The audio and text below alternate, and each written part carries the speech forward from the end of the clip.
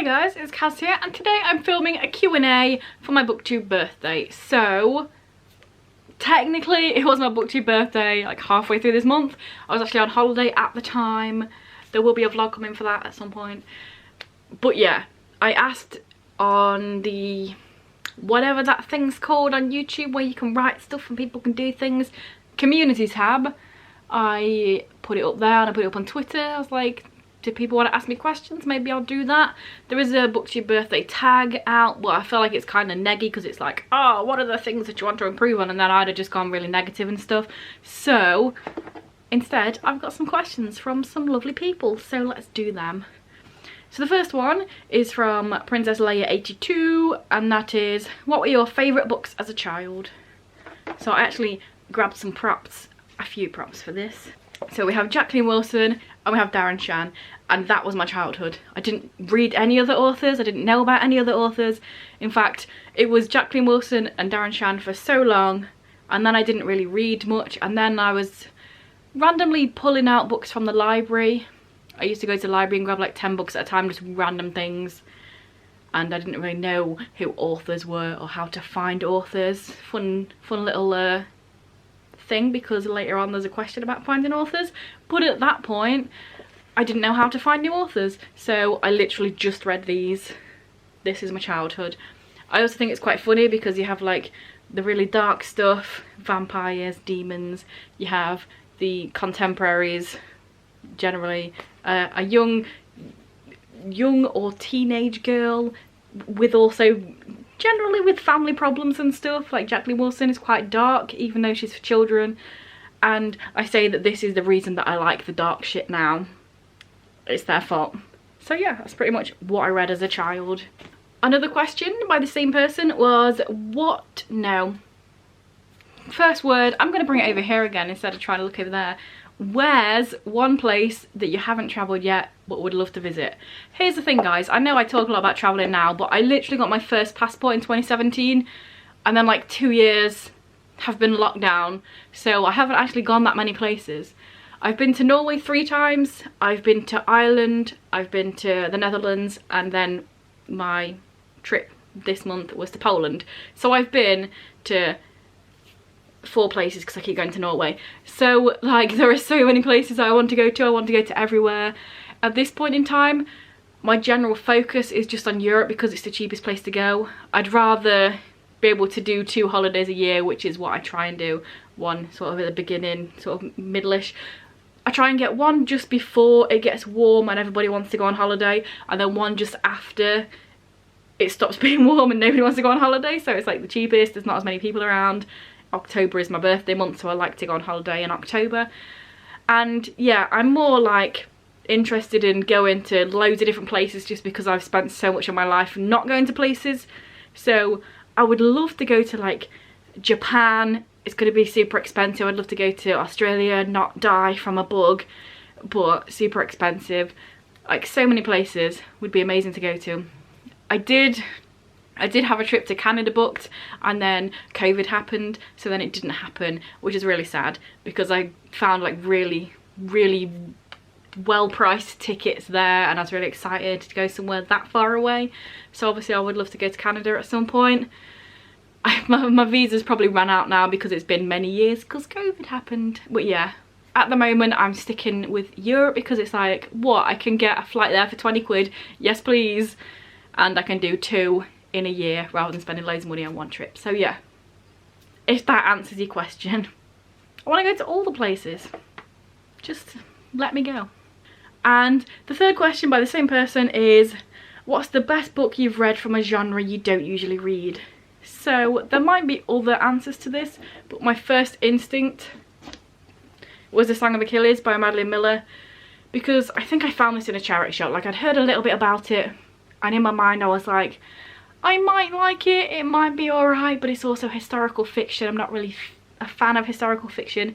It's like literary fiction-ish, I think. I don't know, what does that even mean? You know, like just fiction, when people say that, and I'm just like, what?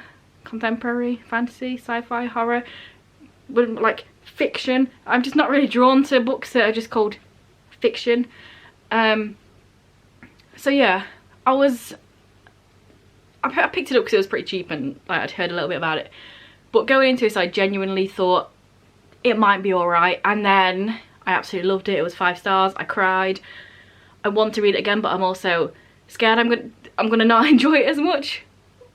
Even though that's a bit of a silly thing because I loved it so much. But yeah, it was amazing. I didn't think I was going to enjoy it as much as I did, so. And it's a genre, historical fiction, I pretty much just sidestep.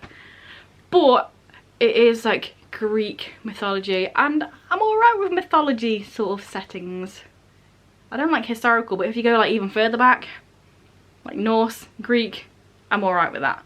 So, the next question is from Amy from Nonfiction Feminist, and that is, your ideal fictional bookish text... Let me try that again.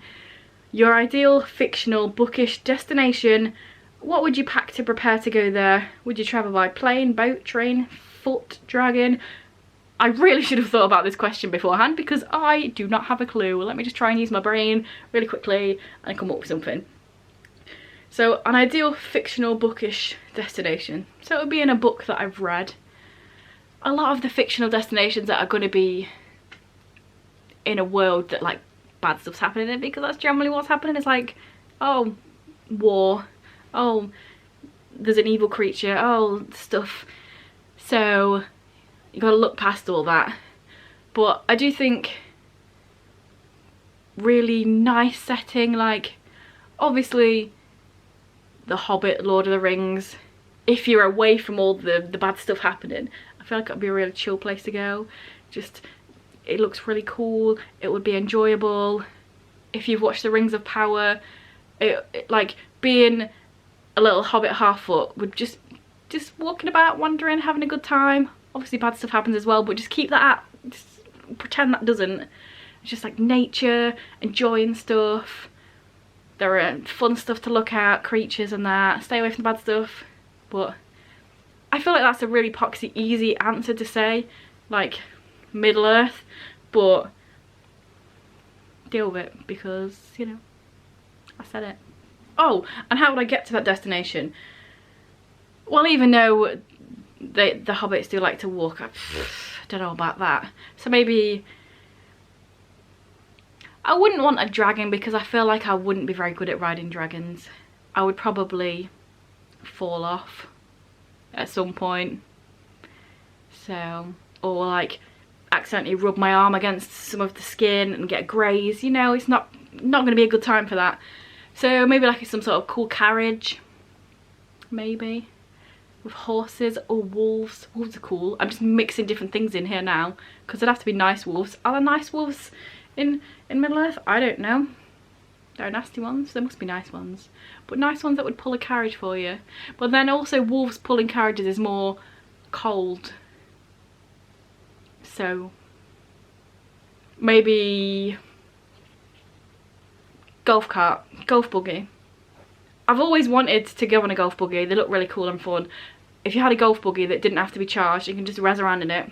Golf buggy, 100%. Don't know why I even had to think about it. Next question is from Faye over at Books and Chocoholic. And this one is, how the fuck do you find all the books you find?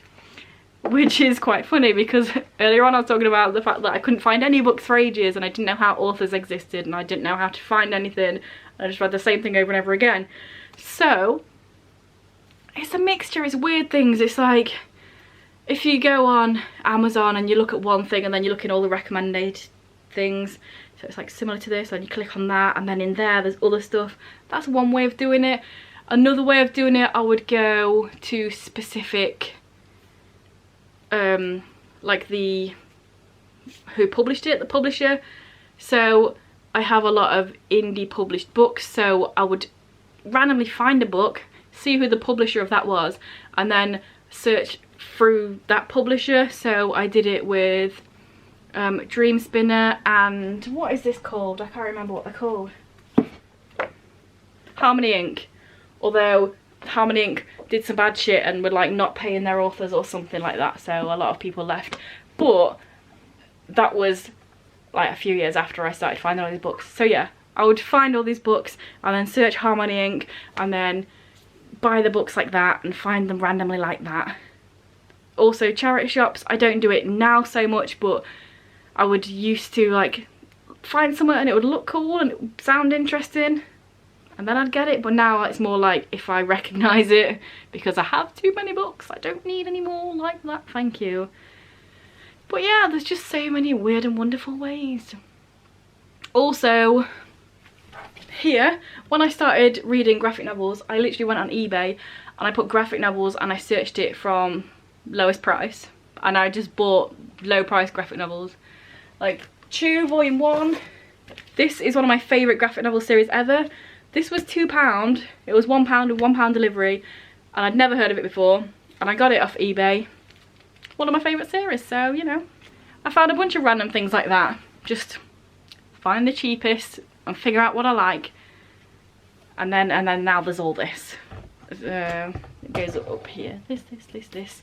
They're also bleeding over here because I've got too many now. So yeah, it's just all about procrastinating, and instead of doing anything useful with your time, just like looking online, pretty much. Next question is from Lois from Losham Reads, and that is, what's your favourite Halloween movie? So, I'm not really massively into like horror, just in general, and it's not that I don't find it scary or anything, I just find it, a lot of it, boring. So for example, like, you know, Halloween, the film Halloween, and it's meant to be all scary, like it just pisses me off. I'm like, bro, he's walking so slow, how are you dead? It just annoys me. And you know, when films are just the same over and over again, like, oh, there's a bunch of people and then they're idiots and then they die, I just find them really boring. Having said that, I would say my favourite like Halloween-y type film or series in general would be Scream, because they take that concept and like flip it on its head and meta with it and like take the piss out of themselves and stuff, but it's also a really interesting and cool horror-y, thrillery stuff. I definitely enjoy thrillers more than horrors, because horrors are just like stabby stab, blood, guts, boring, there's no storyline kind of thing. Well, there is a storyline, it's just the same one for every single horror, whereas thrillers, a little bit more interesting, there's minds and stuff's happening and there might be twists and that. I find that sort of thing more interesting. So yeah, I would say Scream, just in general, the franchise. I'm also partial to Hocus Pocus, but you know, who isn't? So the next question is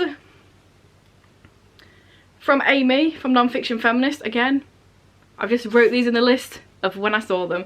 So that one is your favourite bookish time of the year. And you know what? I'm gonna say October because it's my birthday. No shame in it. It's my birthday, I get loads of cool books. Why wouldn't it be? I don't really do like themes, like reading themes, so there's not that sort of bookish time of the year, like, oh, this is the time we do spooky books, this is the time we do beaches books on the beach. I don't do that sort of thing. So yeah, October. Got loads of free books in it, so why wouldn't it be? The next question is from Victoria, from What Victoria Read, and that is favourite video you've made this year. So I think, did I make them both this year? I know I definitely made the Our Tag Means Death book tag, so obviously that title is a play on Our Flag Means Death, which is a TV show, and I really enjoyed doing that video. I rewatched all of the episodes. All of the questions are based on like a specific scene or like a thing that happens in the episode. So some of the questions, if you don't put it to the scene, seem weird because you're like, why is that? But then in my video I put the clips in as well, so it makes more sense. And I just had a lot of fun making that, coming up with it, then trying to find all the clips that I wanted. I was like searching on YouTube because I didn't know how to download stuff and clip it and stuff. So I was like just going through like fan videos on YouTube where they've just put loads of the funny clips and trying to find the ones I needed and then download them and cut them out. I had a lot of fun with that tag, so whether you've seen Our Flag Means Death or not, check out my tag video, Our Tag Means Death, because it's a lot of fun, and like I said, there's clips from the show in it, so visually it's appealing as well. And yeah, I'm wearing my fancy dressing gown in it, so I feel a bit more like Steed, so watch that if you haven't.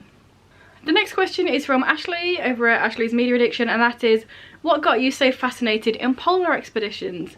So this is a fun one for me. I don't know if it is for you. I go on about polar stuff forever. You probably don't care. But Ashley does because she asked me, so I'm allowed.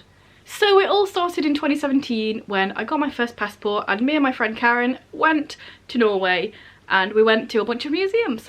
And within those museums we went to the Viking Ship Museum, the Kon-Tiki Museum and the Fram Museum. All of them are about boats. And then I was like, no way, apparently I like boats. I like maritime stuff. So then I also went to the Maritime Museum in the Netherlands, really enjoyed it. It's like something that I'm drawn to. And also in Norway, there was, in the Nobel Peace Centre, there was a thing about Fridtjof Nansen, who was a polar explorer, but he also won a Nobel Peace Prize for like helping out refugees and stuff. He was a really cool dude, and in there it was all talking about his life. So I got interested in Fridtjof Nansen as a person specifically. The same as me getting interested in Thor Heyerdahl, who was the person that did the Kon-Tiki expedition. I just liked expeditions that are based around water. Who knew? Not me, until I went to loads of museums. So I read Fridtjof Nansen's book and I thought it was really interesting and cool, and then I figured that I was really interested in the polar aspect more than anything else. I would randomly see other books and I thought, oh, that's from the same author, oh, that seems interesting. Or also that period in time was very good for polar expeditions. So at the same time as Fridtjof Nansen, like a few years later, you've got Captain Scott. We won't start. Captain Scott and Roald Amundsen, who was also doing expeditions at the same time, and Shackleton. So because all of that happened at the same time, in the book about Fridtjof Nansen, it was talking about these other people as well. And I was like, oh, I want to learn about them, I want to learn about them, I want to learn about them, because it all happened at the same time. So they all crossed paths and stuff. Like he was a mentor to all of them, and then each of them went on different expeditions with certain people the same, and then it became this whole thing, and I realised I really enjoyed it. Also, I found this random book, like at the start of my polar expedition craze. I found this random book called The Expedition by Beat Usman, and it was £1 in the works. You know, when they just have random books and they're like, we want to get rid of these, they're £1. I saw this and it's called The Expedition, and I thought, oh, that's kind of cool. I feel like I like expeditions. I've liked Thor Heyerdahl, I've liked Fridtjof Nansen, and this is also about a polar expedition. And I picked it up, I thought, oh, I'll give it a read. Literally sat there and read the whole thing, front to back. I was just sat on my computer chair, read the whole thing, absolutely loved it. So I realised that I just really enjoyed polar expeditions, and they're really interesting for me. I don't know if they are for you. I've been talking about it for 3 minutes, so I'll shut up.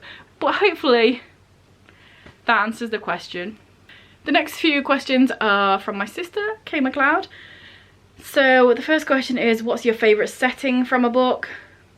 I mean, how broad is that? How can that even be a question? What's your favourite setting? Oh, this one. Shut up. You know what? Because it's Kay, and she'll probably be the only person watching this that understands what I'm talking about, and I do genuinely think this is a really cool setting.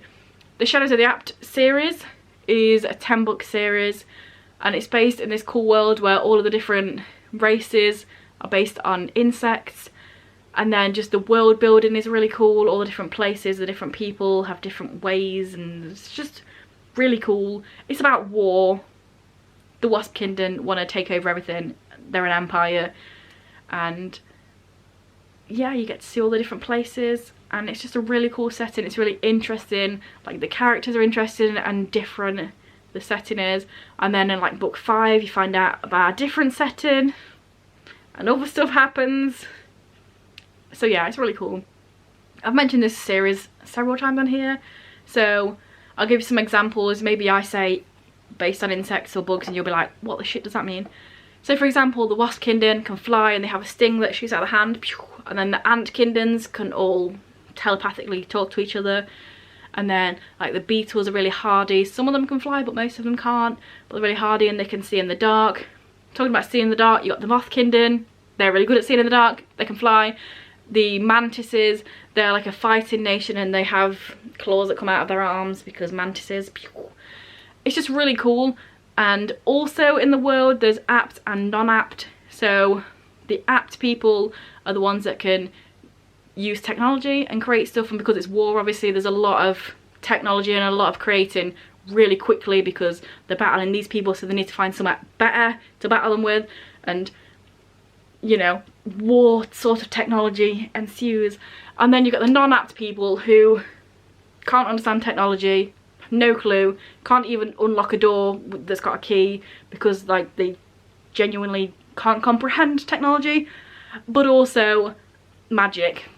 They're magic. But then the apt people don't understand magic. They think it's a lie. It's like magic, that's not real. But then they are magic and they can do magic and also fight and stuff, and it's really cool. So yeah, I'll shut up about that now. So the next question Kay asked is, if you could be any fantasy race, what would you pick and what powers would you have?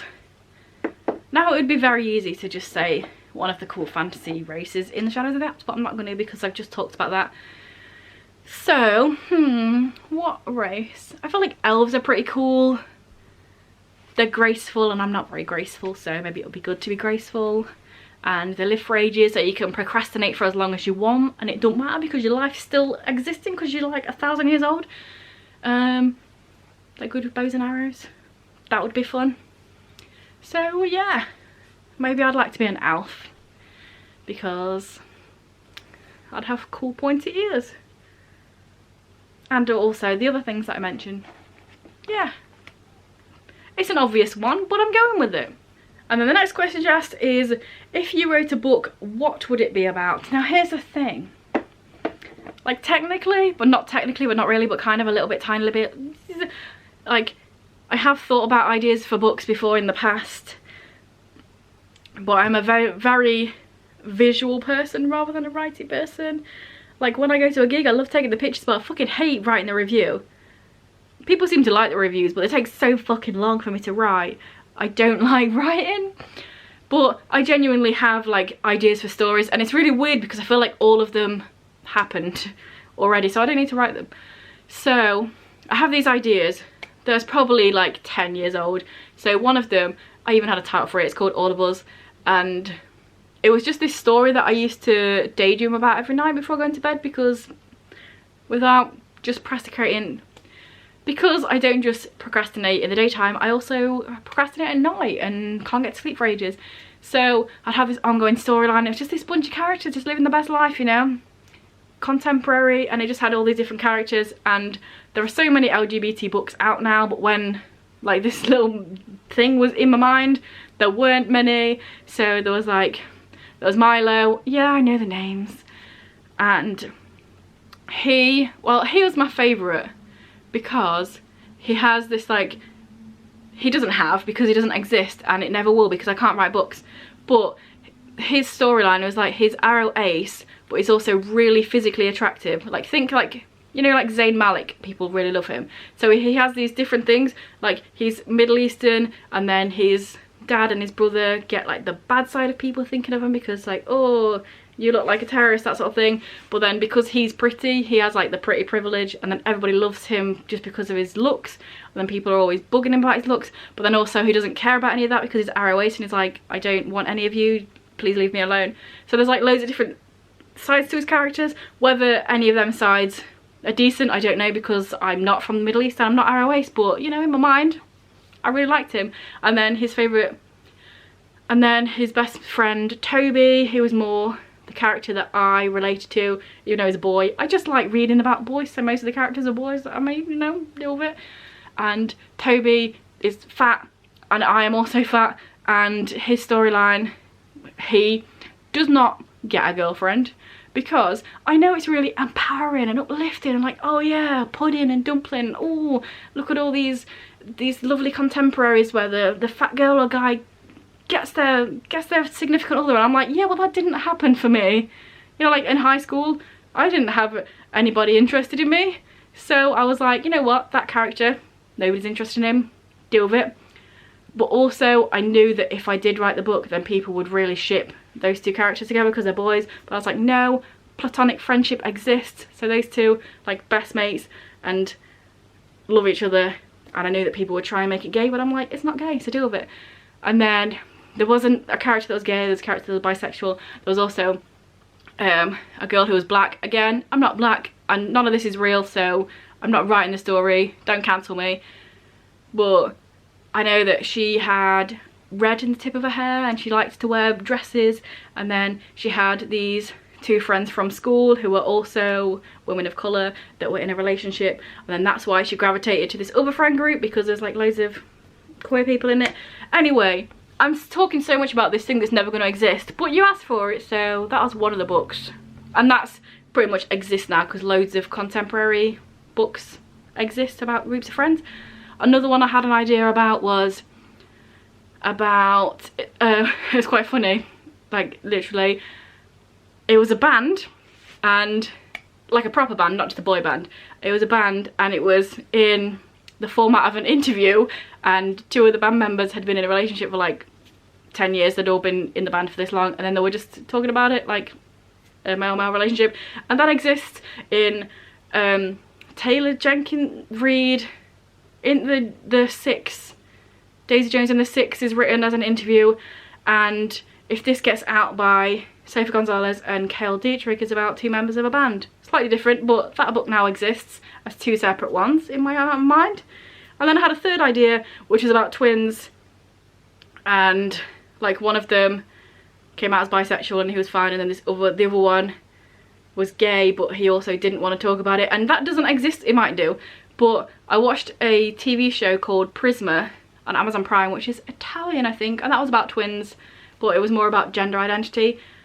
But that sort of exists now as well, so I don't need to write any of these books, and now I'll shut up about them because they don't exist.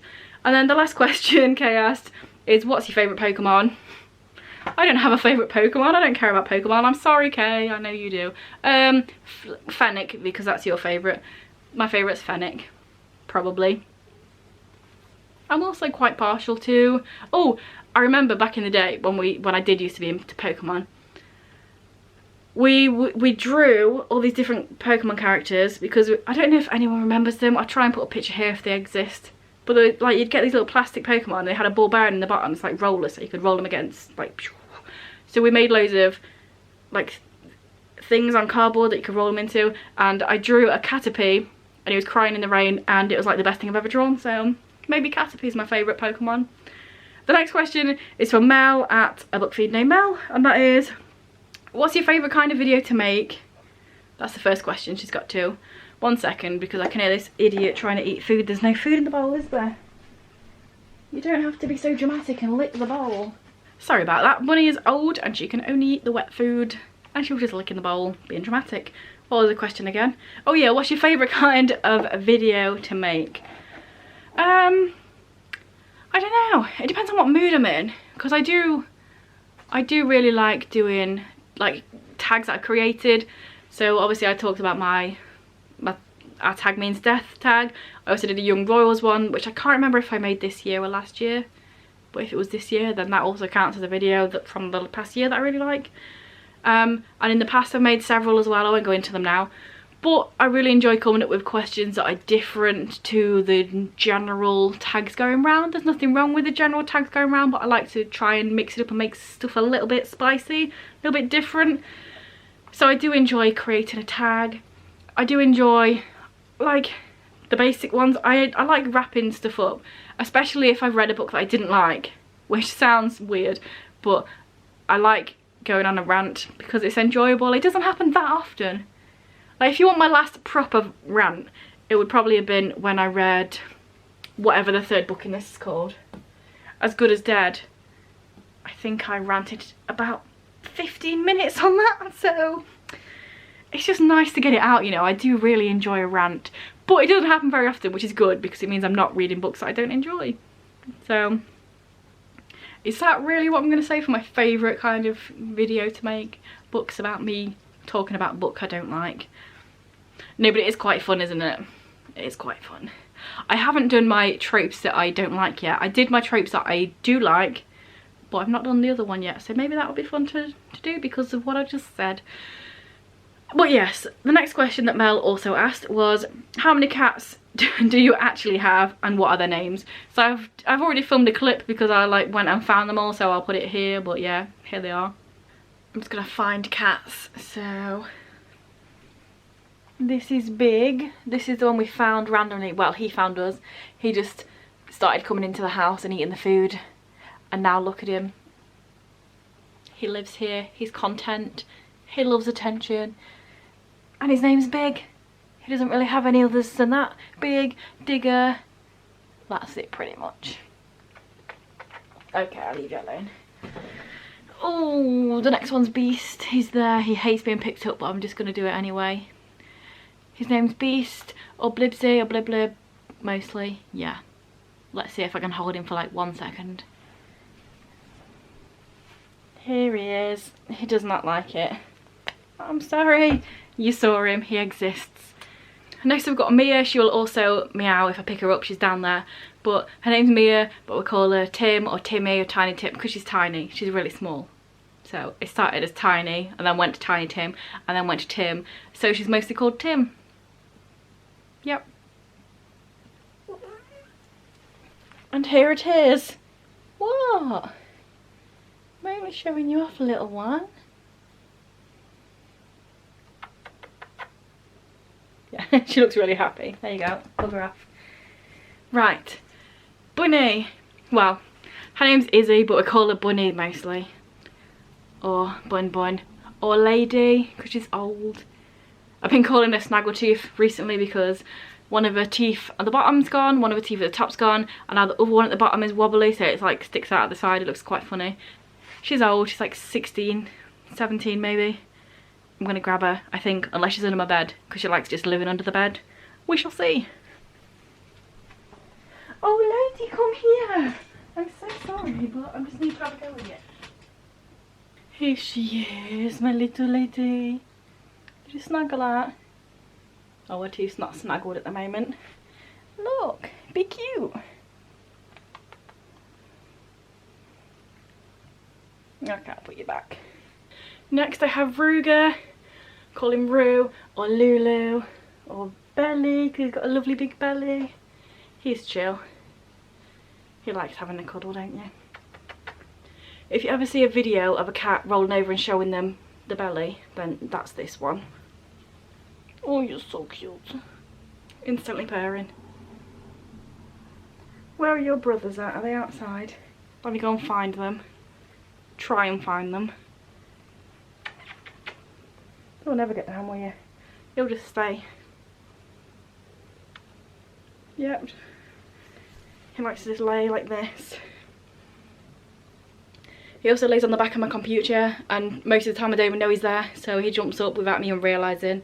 And then he's just there on the back, chilling. Okay, let's go find the others. This is Finky, but I mostly call him Little Guy or Bicky or Biscuit. He's also small, but not as small as Mia. Let's go and find the last one. I think he might be outside. And last but not least, Monty. Or Montblommery or Blommery.